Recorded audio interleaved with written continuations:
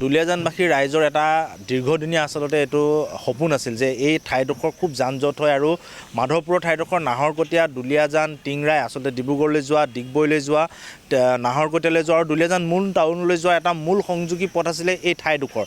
আৰু ইয়াত খুব ঠেক হোৱাৰ কাৰণে যান-জঁটৰ যথেষ্ট সমস্যা হৈছিল।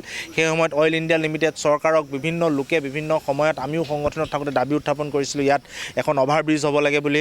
আৰু অৱশেষত ইয়াত অভাৰব্ৰিজখন স্থাপন কৰা হ'ল আৰু খুব কম সময়ৰ ভিতৰতে আচলতে অভাৰব্ৰিজখন সুন্দৰ ৰূপত ইয়াত নিৰ্মাণ কৰি ইতিমধ্যে শেষ পৰ্যায়ৰ কাম উপনীত হৈছে।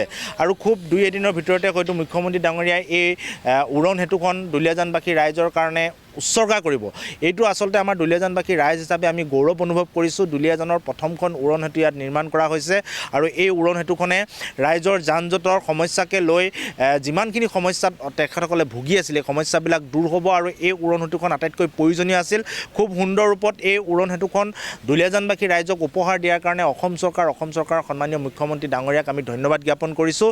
আৰু এখন অভাৰব্ৰিজ, এখন উৰণ সেতু আমাৰ নিৰ্মাণ হৈ আছে দুলীয়াজান ৰেলৱে ষ্টেচনৰ ওচৰত। সেইখনো খুব কম দিনৰ ভিতৰত যাতে ৰাইজলৈ উৎসৰ্গা কৰে তাৰ কাৰণে আমি আশা কৰিছোঁ। আৰু এই দুইখন উৰণ সেতুৱে ৰাইজক যথেষ্ট উপকৃত কৰিব আৰু আমি দুলীয়াজানবাসী হিচাপে নথৈ আনন্দিত হৈছোঁ।